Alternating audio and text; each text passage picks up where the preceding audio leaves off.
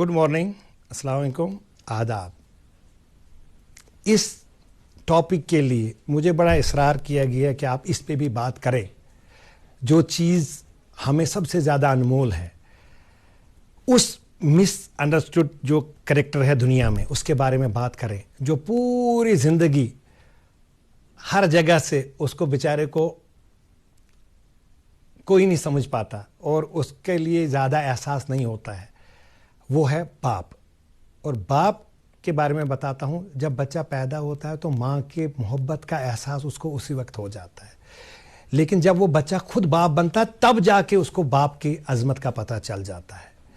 बाप वो है कि जो सुबह से शाम तक लगा रहता है और खामोश, कभी नहीं जताता।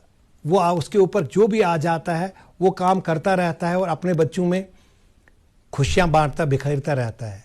कभी कभी हमारे पास कभी कभी ऐसे भी आ जाता है कि हम कहते हैं, अगर बच्चा जो जैसे देखिए, अगर कोई पापा या वो के जो वालिद अगर करीब गरीब है तो घर वाले कहते हैं यहाँ क्यों बैठे हो, जाओ काम के लिए बाहर जाओ। तो उसको कोई नहीं समझता। अब वो काम करने के लिए जब बाहर जाएगा तो कहते हैं तुम्हें तो टाइम ही नहीं अपनी फैमिली के लिए। तो वो बेचारा वैसे भी उसके लिए बुरा ही है, ऐसे भी वो काम करे और काम करके थक के घर आ जाए तो कहते हैं फैमिली के लिए टाइम नहीं है। और घर में बैठे मोहब्बत दिखाए तो इस खाली पीली बोलने से कुछ नहीं होगा, पैसे कमाइए। मैं आपको बोलता हूँ, ये उसका कम्युनिकेशन का, जो पापा हैं, जो फादर हैं, उनका कम्युनिकेशन का अंदाज ही निराला है।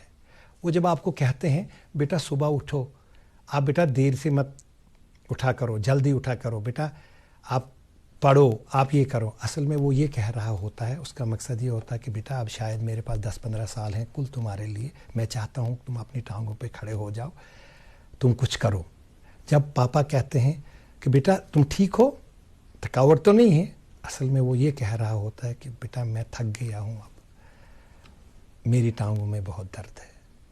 जब पापा कहता है आपको कि बेटा ये बहुत ज़्यादा ये फेसबुक पे, यूट्यूब पे क्यों इतना रहते हो, असल में वही कह रहा है बेटा कभी कभी मेरे लिए भी थोड़ा सा टाइम निकालो, मेरे पास भी बैठो। वो बाप जो पूरी ज़िंदगी आप पे निछावर करता है और उसको कहीं नहीं। और आपको पता है सबसे बड़ी बात है कि बच्चे भी सबसे ज़्यादा किसको चाहते हैं, माँ को। माँ ही तो उनके साथ में रही है। बाप तो बेचारा बाहर में सुबह शाम अपनी रोज़ी कमाने के लिए आता है, तो बच्चे भी कहते हैं नहीं, हम जब हमारे साथ जो अच्छा या बुरा हुआ वो तो माँ हमारे साथ खड़ी रही, पापा तो थे ही नहीं। तो पापा बेचारे को, वैसे मैं कहता हूँ उस बाप को भी सलाम कीजिए, उस बाप की भी समझिए।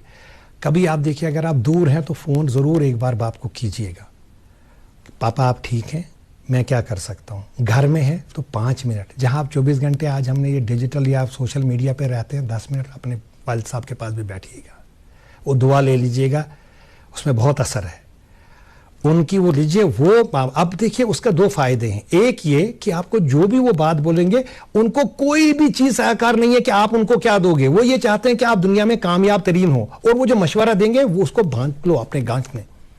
वो मशवरे के साथ अगर आप चले और बाप का थोड़ा सा ख्याल किया, तो दूसरा फायदा ये है कि जो आपके बच्चे हैं, आपके बच्चे देखेंगे आप अपने वालिद के साथ क्या कर रहे हैं।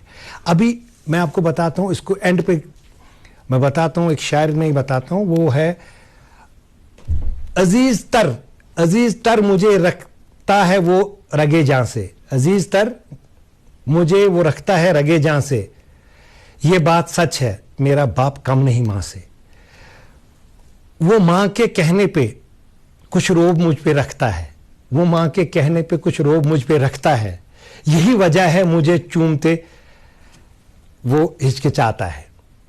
और वो देर से घर आता है, वो लौट के घर देर से आता है, वजूद उसका पसीने में बह जाता है, गिला है फिर भी तुमको ऐसे चाक दामा से, ये सच है मेरा बाप कम नहीं मां से।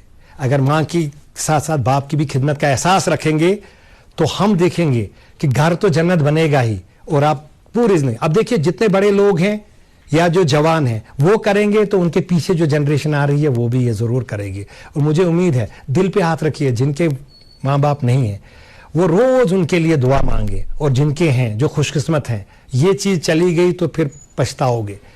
तो उसके लिए ये चीज़ है कि उनके साथ रहिएगा, माँ बाप को अपनी इज्जत दे दीजिएगा जिसके वो हकदार हैं, उन्होंने पूरी ज़िंदगी आप पे दी है। आगे हम बात करेंगे दूसरे सेगमेंट्स में बाकी चीज़ों की, लाइफ स्किल्स के बारे में। आज मुझे इजाज़त दीजिए और आप देखते रहिए गुड मॉर्निंग J&K।